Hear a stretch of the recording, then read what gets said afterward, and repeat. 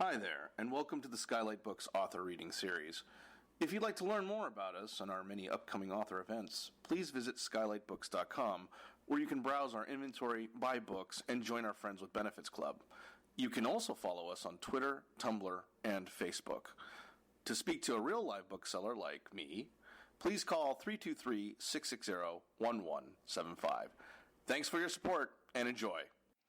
The Lager Queen of Minnesota has already earned some wonderful praise. Jonathan Evison calls it pure reading joy, warm, funny, informative, and full of heart. Janet Fitch writes of it, utterly charming.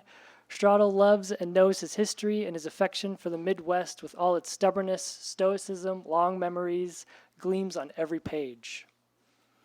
J. Ryan Stradal is a contributing editor at Taste magazine. His best-selling debut, Kitchens of the Great Midwest, won the 2016 American Booksellers Association Indies Choice Award for Adult Debut Book of the Year. That's the longest award title I've ever read. Just keeps going. And also the 2016 Midwest Booksellers Choice Award for Debut Fiction. Born and raised in Minnesota, he now lives in Los Angeles. We're thrilled to have him with us this evening. Please join me in giving him a warm welcome.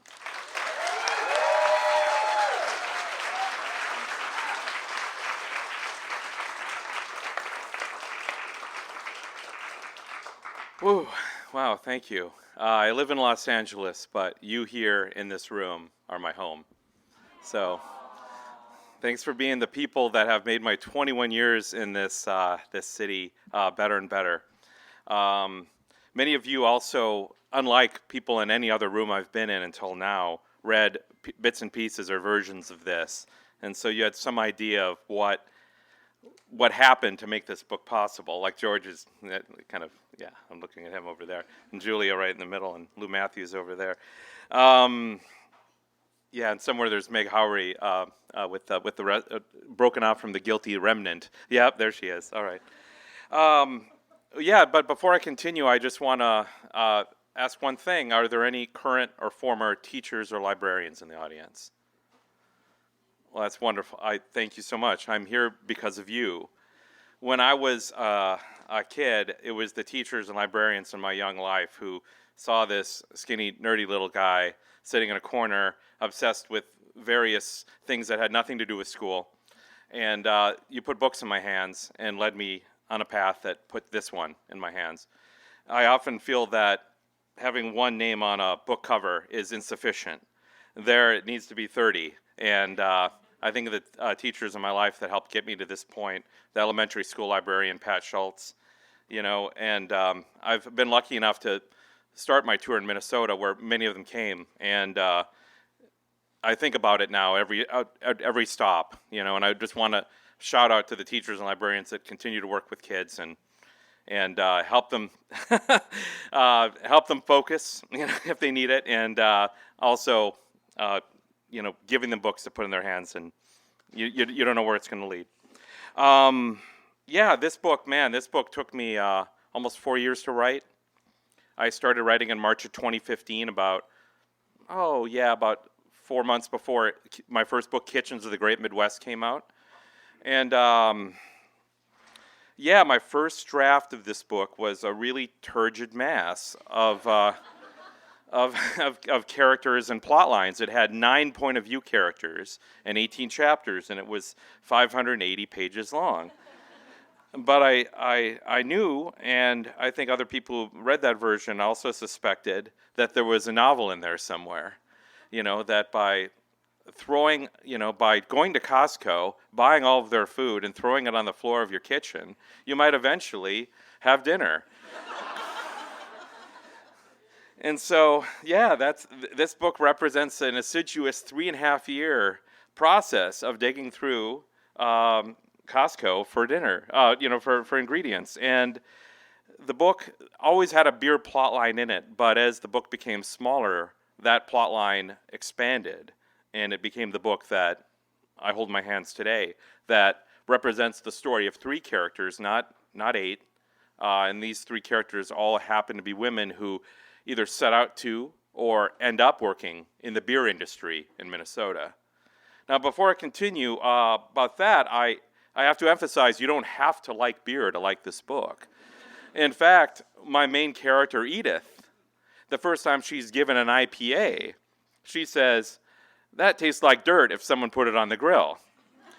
And when offered a bottle of it, she puts it back, hands it back and says, "Nope." But at the beginning of the story, she starts off pretty far away from being a brewer. She's working as a dietary aide at a nursing home called St. Anthony-Waterside, where she's taken it upon herself to create better desserts for the residents than they're getting. And yeah, that's where we first meet her, and I'll read a little bit about her from that point.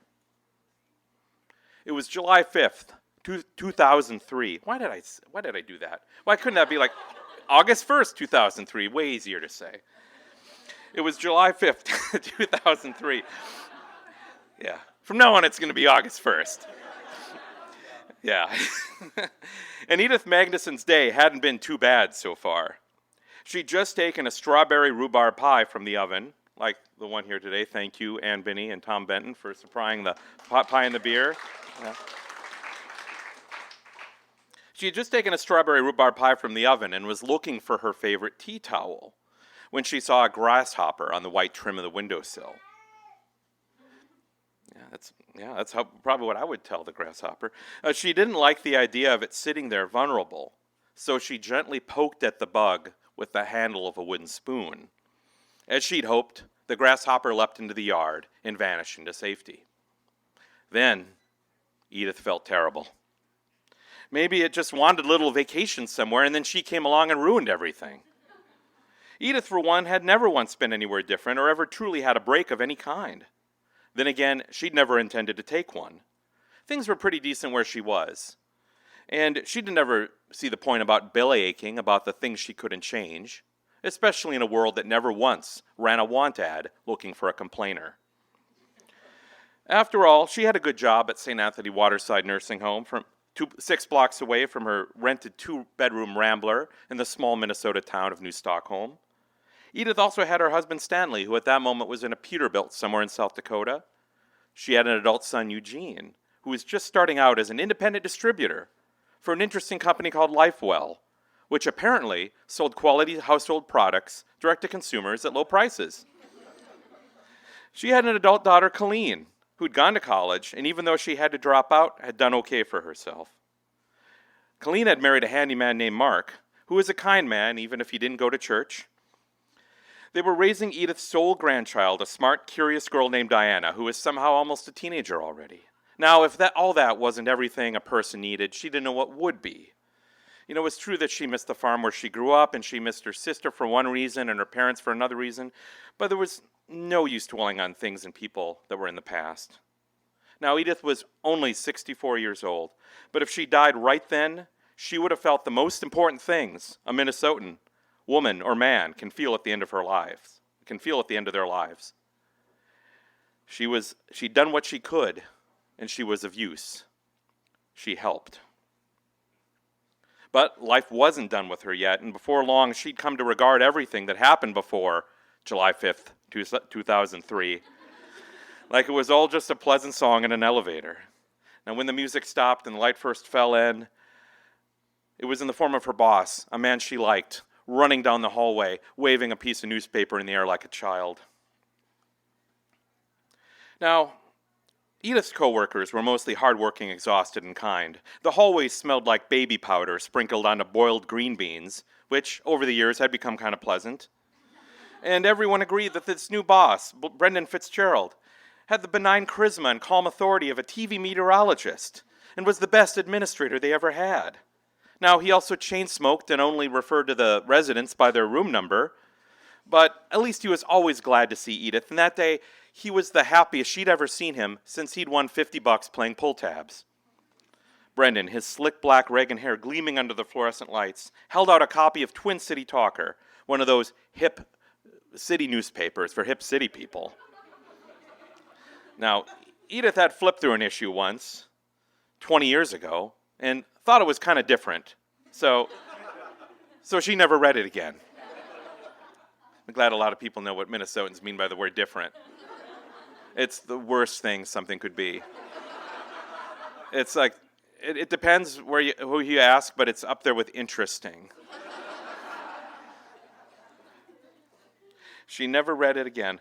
Food issue, this cover read, and Brendan tore it open to a page somewhere in the middle. "Did you hear about this?" he asked her. She saw a list with the heading, Best Pies. Number 1, Betty's Pies, 2 Harbors. Number 2, Keys Cafe and Bakery, St. Paul. And number 3, St. Anthony-Waterside Nursing Home, New Stockholm. Our nursing home has the 3rd best pie in Minnesota. Well, that's bizarre, Edith said. No, it's not. It's because of number 8's granddaughter. You know, remember the girl with the pink hair? Ellen Jones, that's her, staff food critic. Neat. Well, I better get to the kitchen. I'm going to get it framed and put in the lobby, Brendan said. That's something, Edith. 3rd best pie in the whole entire state. Now, Edith had been baking her own pies at work since her first year there when she noticed that the apple cobbler, purchased pre-made from a contracted vendor, had been coming back in unusually high quantities. Most just 1 or 2 bites smaller, some with 1 bite missing and a moist chunk of the stuff elsewhere on the plate. One resident, a wonderful old stick in the mud named Donald Gustafson, had sent his back with a note reading, "Make it stop." But when you see a man falling off a ladder above you, Edith believed, you don't envision your arms breaking. You just hold them out. Yeah, so that's her.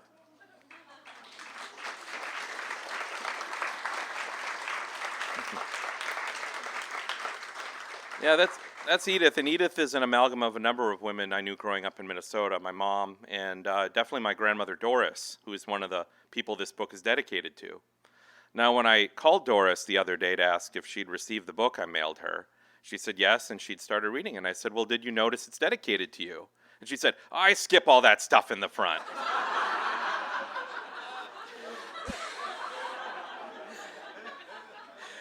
You're 95 years old. A book is dedicated. She's one of the biggest readers I know. She's like, I get to the good stuff. I don't need any of that stuff in the beginning. It slows you down. I'm like, well, you might want to leaf back through.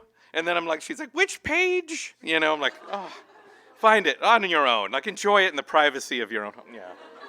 Anyway, really sweet woman. Yeah, it's a woman who spent a lot of my young life driving me to libraries, the big cool city libraries in Minneapolis, where I could get the really good books on dinosaurs and Greek mythology and U.S. presidents and all the other weird shit I was into.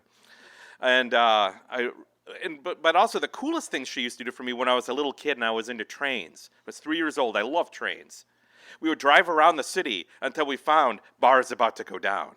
Like, we wanted to be stopped at the intersection. So we could be right in front, and I could, keep track of all the Burlington Northern boxcars and that kind of stuff, the taxonomy of preschool childhood. So, yeah, there's a lot of Doris in her, and there's a lot of, my mom and me and other people in Edith's sister, who is very different from Edith. Her name is Helen, and without giving too much away, I think it's on the back or in the flap copy. That's another thing I didn't know. You have to write your own flap copy. I thought, really? Yeah. You guys read the book, right? Right? So anyway, it's somewhere in there. I'm pretty sure I described that Helen more or less cheats Edith out of her half of the farm inheritance from the farm where they grew up. But Helen had a good reason for it. She had a plan in life. She was going to open a brewery, and she did. She went to Macalester College, where she majored in chemistry, and she met a guy named Orval Blotz, who is the heir to the 4th most popular cream soda in western Wisconsin, Blotz Cream Soda. But before that, Blotz was a brewery until Prohibition. They resuscitated in the 60s, which was a terrible time to open a brewery in Minnesota or anywhere. The year they opened a brewery, there were actually 7 breweries in Minnesota. The year I was born, in 1975, there were 120 in the entire country. Now there are over 120 in Minnesota. But in 1975, for Helen, she was one of a dwindling number of under 7. I think there were 5 breweries in Minnesota. I made her number 6, and they're struggling to stay alive. So they needed an angle. But this was before IPAs, but not many ales were even being made then. Everything was still some variation of a bottom fermented lager. How do you stay alive in 1975? Well, you make light beer. And Helen and her husband Orval, they figured out the chemistry behind it as former chemistry students, but they didn't yet know how to market it. And this is their attempt to sell light beer to the people of Minnesota. Helen and Orval took out a small loan to help buy ad space and produce local spots. And even if it would suck up over half the... Oh, boy, this is a little ahead. That's close. You know what? I'll read just a little bit more than that. I'll get to that. That Sunday, Helen convened the 2 other people who comprised their new in-house advertising team. One was their smart, well-dressed, good-looking financial manager, Joe Foxworth, and the other was Orval. They sat in a corner of a dark wooden bar where the Minnesota Vikings were on TV crushing the Cleveland Browns. Sorry, Cleveland. Yeah, sorry. But actually was happening that weekend. Yeah. It's one of the historically accurate parts in this book. And most everyone in the room was in a good mood. Helen was in a good mood because Joe Foxworth had bought her the surf and turf. He came from money like Orval once had, only Joe had the good sense not to spend it all on opening a brewery. Okay, Joe Foxworth said. It's a mild beer, right? So how about Blotz? It's the mildest. No, Helen said. Sounds like a cigarette ad. He was a buddy of Orval's from high school, and Joe, he claimed to love slogans and ad copy, so writing them, so Helen expected him to deliver. All right, then we'll call attention to some arbitrary detail, like the fact that it's in a can. Blotz. It's in the can.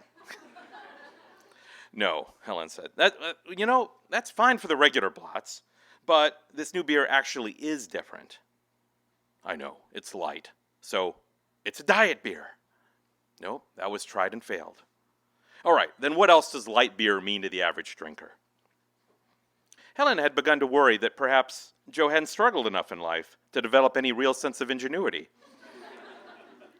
It means you can drink a lot of them and not get hammered.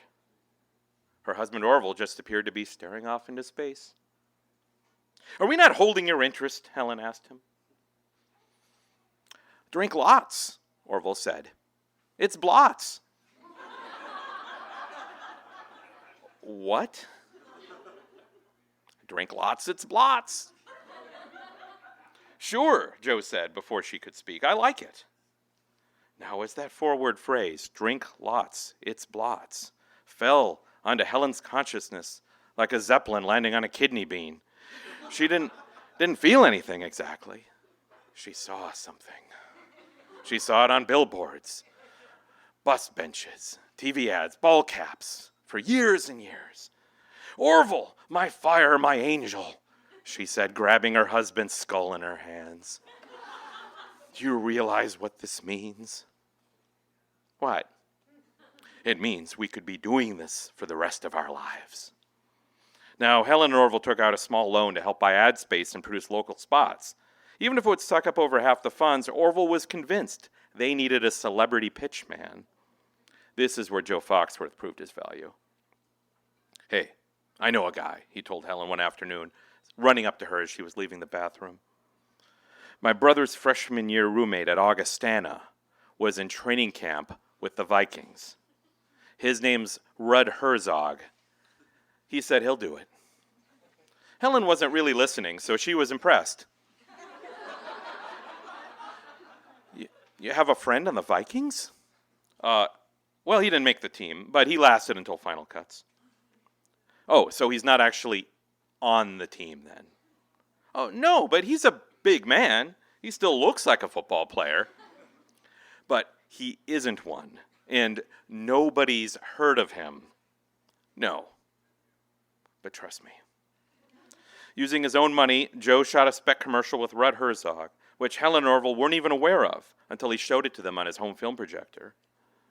Joe flicked off the lights, and the image of a giant bearded man in an unspecific football jersey appeared on a pull-down screen. Hi, I'm Red Herzog. You probably don't remember me from my career on the Vikings. It was my lifelong dream to play for them. Last year, I had my one chance, and I didn't make it. That was real depressing. We've all had days like that, I guess. After getting cut, I felt like drinking a lot of beer. Thank goodness my local beer had Blotz Special Light. With its easygoing flavor and low calories, you can drink a ton of them. You can drink it all night and you'll feel all right. Drink lots, it's Blotz. It's kind of sad, Helen said. I don't know. I like it, Orval said. He speaks for a lot of people right now. Joe nodded. Oh, I sure hope he does. Now, Helen held firm in her opposition to the ad, but she was outvoted 2-1, and with some minor edits, it hit the local airwaves. It turned out to be, it was one of the few times she was wrong, but at least she could admit it. Do you realize that Blotz Special Light didn't even exist yet when Red Herzog was cut from the team? Helen told the men. Nobody cares, Joe said.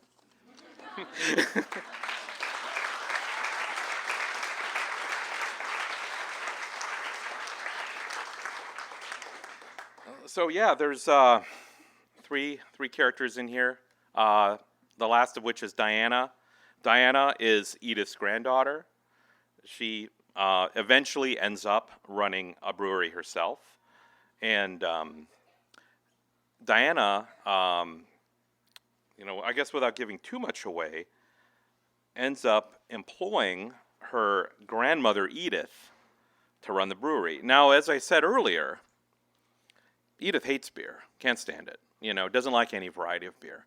But she'll work at a brewery to help, to be of use, So when called upon to make a beer, she decides to make a beer that she would drink. She has to, she's given some options. I mean, she figures out, what that would be. Hold on, I just have to find it. I put my bookmark in the wrong place. Of course I did. Let's see.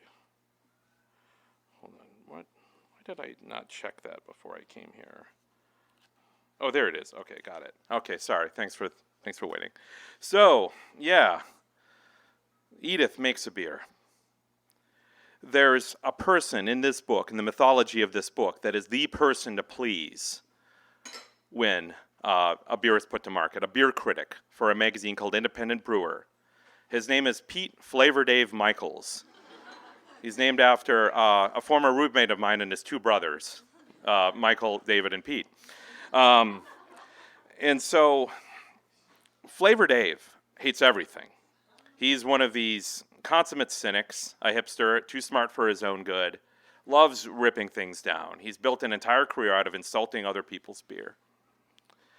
And I wanted to go in a different direction with him. Like some people, I love a good, enthusiastic review. And I love the idea of an enthusiastic review from an unlikely source. Like a few people in this room, I'm looking at one person in particular, Rico Galliano. We share a mutual love for Steve Albini's review of Slint's album Spiderland. And that was a small inspiration for Flavor Dave's review of Grandma Edith's rhubarb pie in a bottle ale from Artemis Brewery. Let's all take a step back from the ledge, people. We were on the ledge and we didn't know it, see? Let's remember that most of us who are old enough to drink in America were born in a country where the vast majority of beer was piss-poor lager made from a handful of companies. If you claim you love any of that watery effluence now, it's either because you've tethered it to some insidious nostalgic sentiment, or because you're too cheap to drink anything better. Either way, when your liver kills you out of spite, it's your own damn fault, and I hope your city coroner has the guts to call your death a suicide. Since every other product in the world is rapidly becoming what beer was in 1975, and for the same reasons, let's pause at this moment. It's a glorious time, perhaps never to be seen again, and even as I write this, my fridge rattles 20 feet away, crowded with 13 varieties of beer from 21 different brewers, all of which I can visit in under an hour's drive. I weep for the inevitable demise of this era, and most of all, its ability to surprise me. As you know, I buy most of my beer at Craig's Wine and Spirits in Dinkytown. Half of it special ordered by KT Craig, the smartest and therefore angriest woman in customer service. Last night, KT immediately handed me a six-pack of something called Grandma Edith's rhubarb pie in a bottle and told me to go home, drink this crap, and shut up. She helpfully added that if I didn't like it, something was wrong with me because every white hipster who she had the tolerance to remember had come in either to buy it or ask about it. Now, the hipster crowd does love an unlikely origin story, and this is a memorable one. This brewer, Artemis, is operating out of the old Heartlander facility in Nicollet Falls, and the brewmaster, Diana Winter, is the same ex-Heartlander employee who brewed her first IPA at age 19. She's hanging her own shingle now, but before we confuse it for some bootstrapped operation, the reader should bear in mind that she has earned professional facilities and relationships far beyond the reach of most first-time brewmasters. With these home field advantages, she needs to be up to something different and interesting to be respected. And indeed, there's some super freaky shit happening, starting with the girls on her payroll. Ms. Winter's entire production team is a cadre of women over 65, all of whom happen to be grandmothers, and one of whom is apparently this selfsame Edith. I had my doubts, but it's the real thing. An actual damn Grandma Edith made this beer. That's not even my favorite thing about it. My favorite thing about it is it's just okay.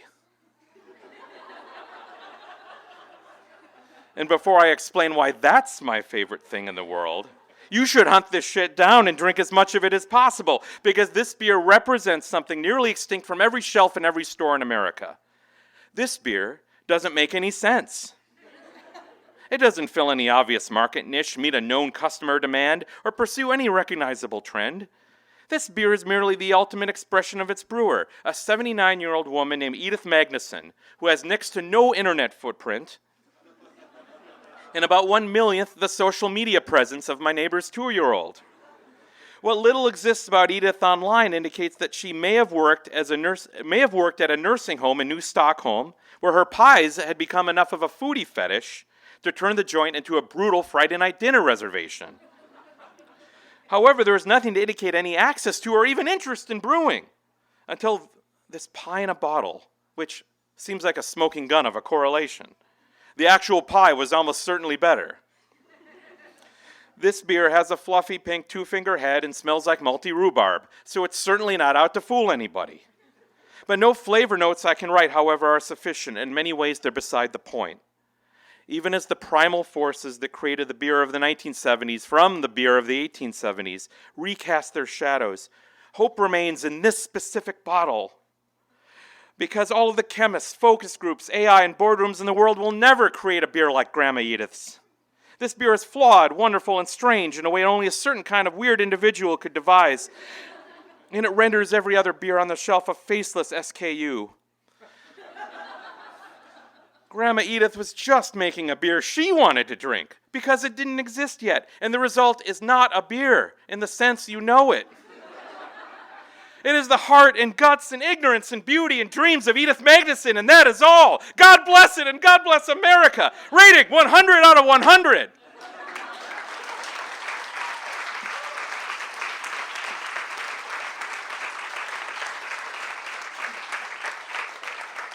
There's one more line in that section, and that line is, Flavor Dave is now in an infinite sabbatical.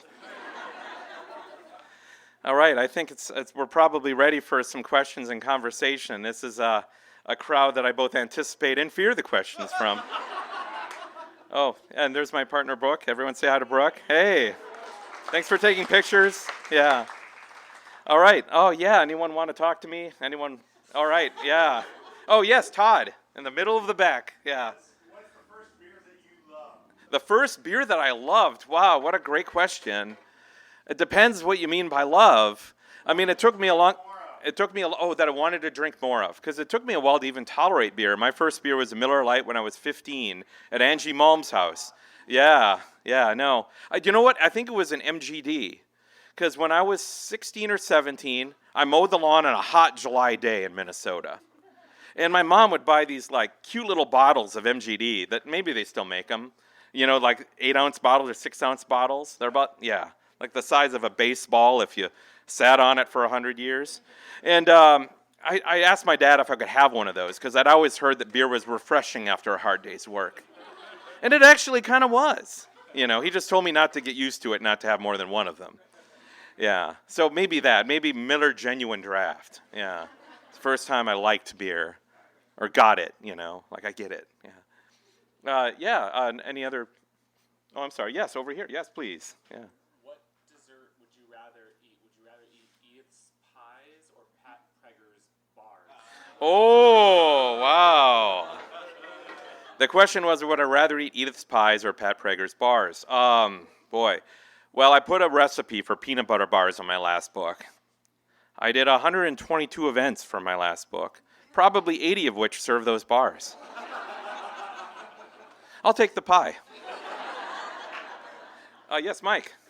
What was your research process like in terms of learning about beer, brewing beer?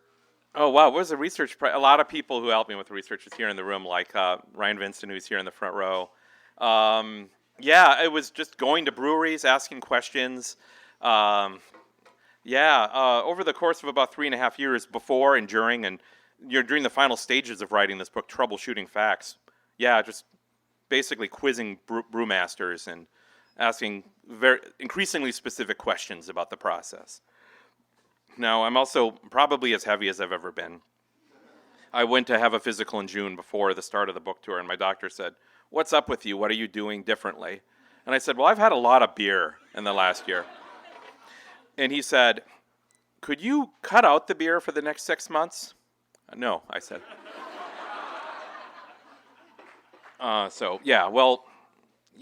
It's been tough research, yeah. Anything else? Yes, please. Minnesota have like old school lager purists? Oh, big time. Oh, yeah. Does Minnesota have old school lager purists? Yes, certainly.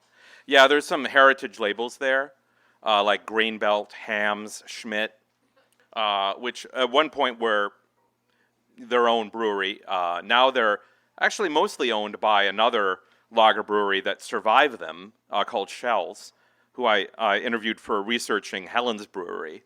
They were super helpful.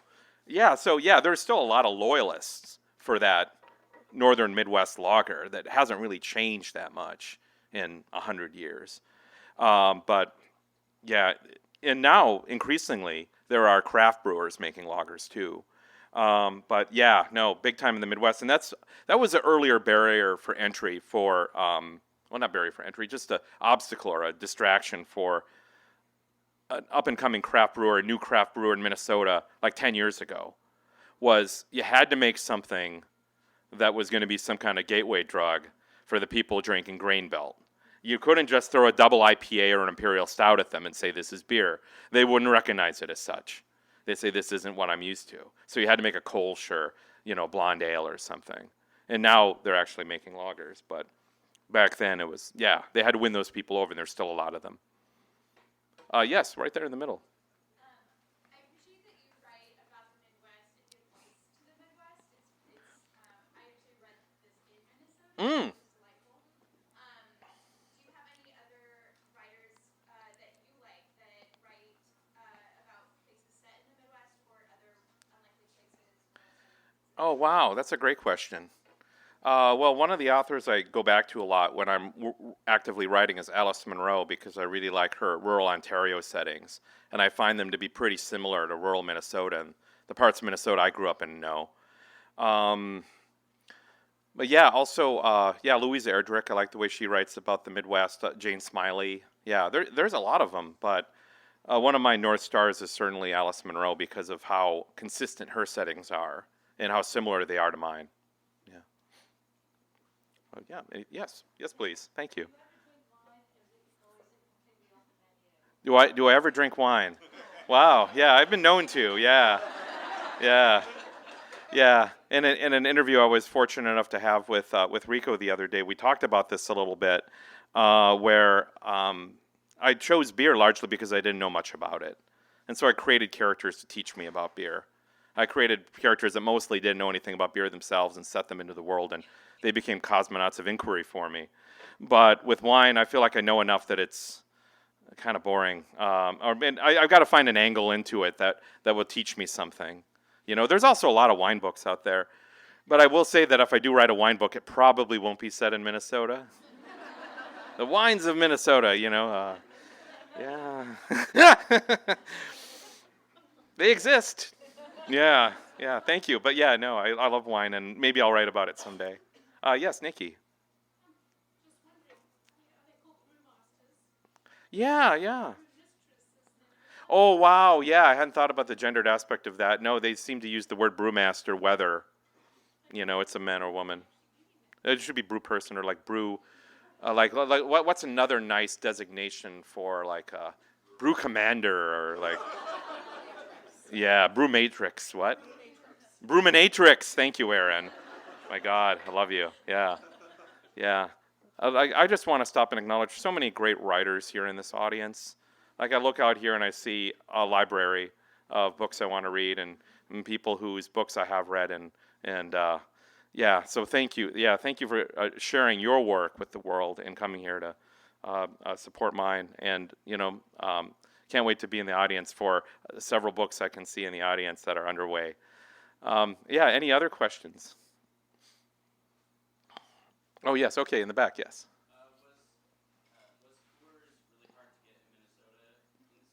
Yeah.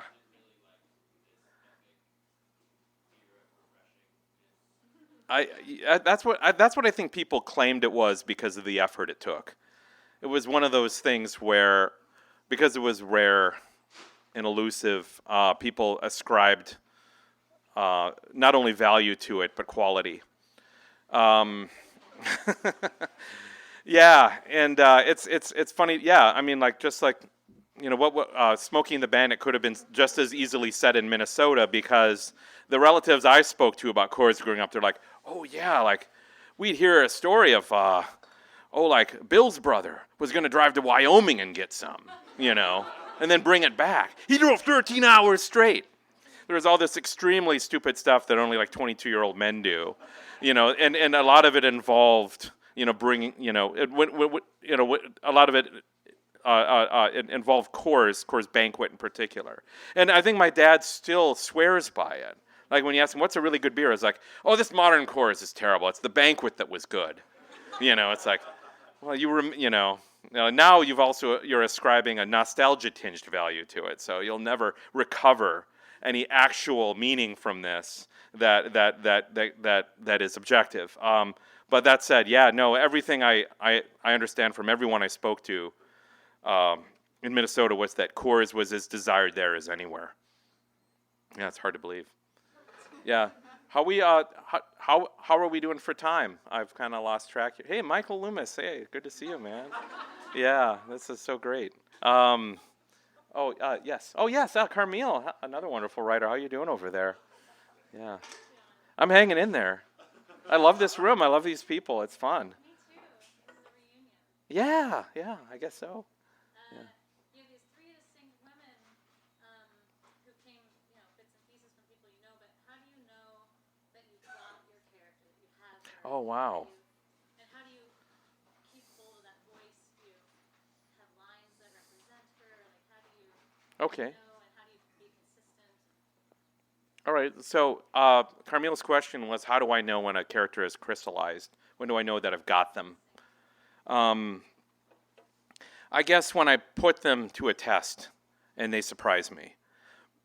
I grew up in a family of Minnesotans that were, to put it mildly, conflict averse. Just like a lot of the Midwestern families we grew up with. And one of my favorite things to do in narrative when writing a book is to put Midwesterners in conflict situations, to see what happens to these people. And it's more than just throwing rocks at them and chasing them up a tree or taking away everything they love. It's like finding something they'd specifically not like to happen, or putting them in a situation where they don't know how they're going to be compromised in a way they didn't expect, and they're going to have to adapt in the moment as well as in the long term to this. And because I really, really love my characters, this is really hard to do. I don't want to make them suffer, but I must. And when they do, that's when I know they're real to me, because they survived it, and their reaction to it is what proves the integrity of their character to me. Yeah. All right. Yes, in the middle. Yes. Oh, yeah. Hi.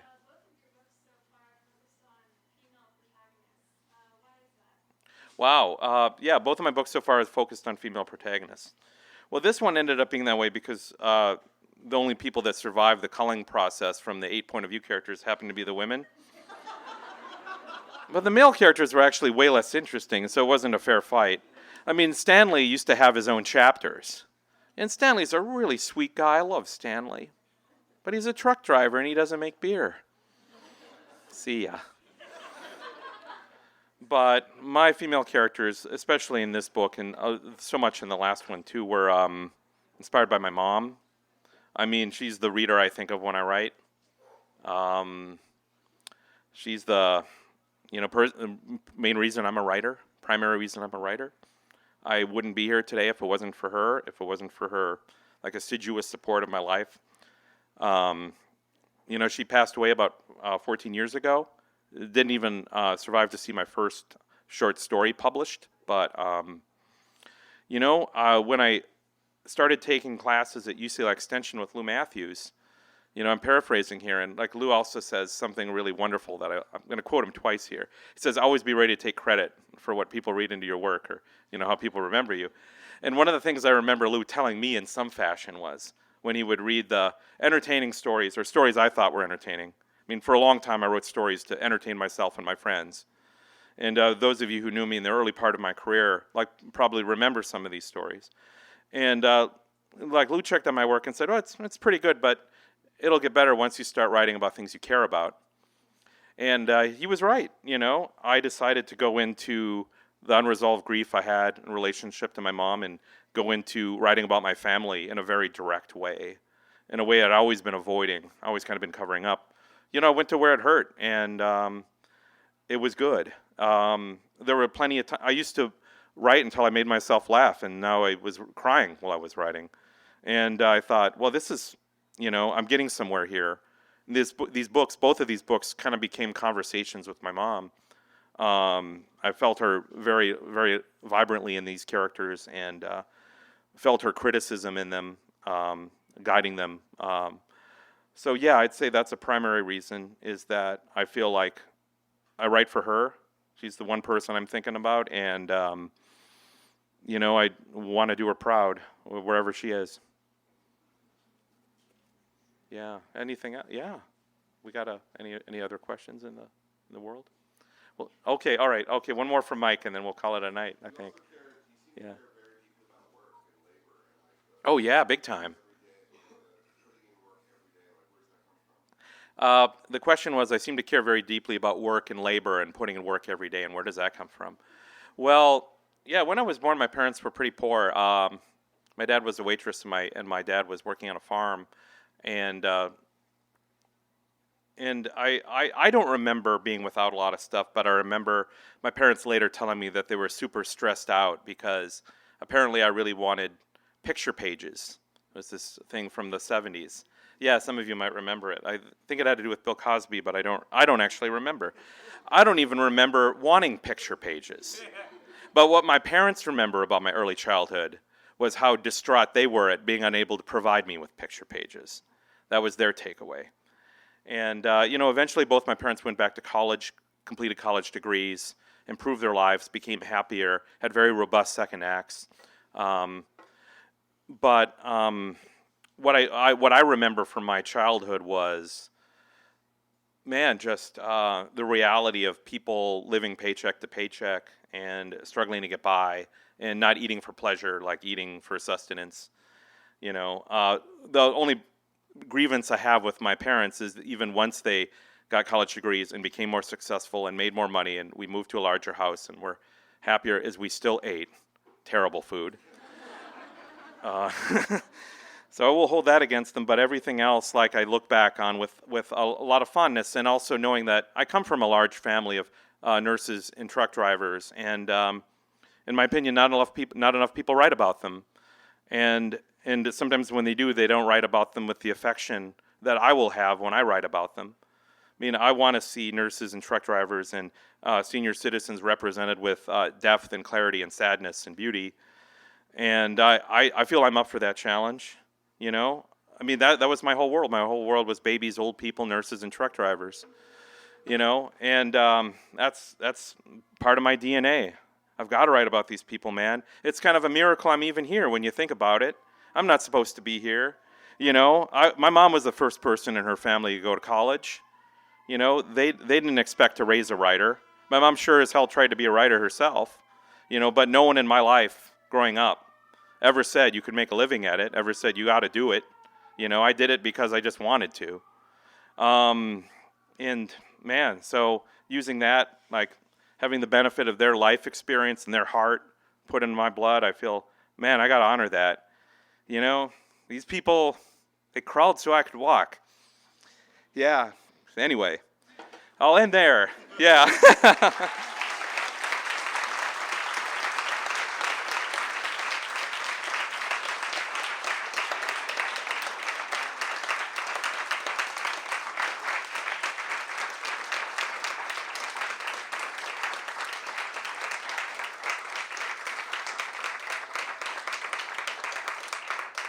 Well, thanks so much. I imagine there's going to be some kind of signing table here.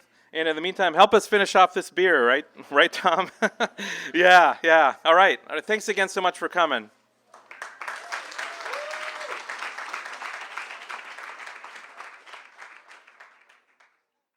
You've been listening to the Skylight Books author reading series. Don't forget, you can listen to this and all of our other great podcasts at skylightbooks.com.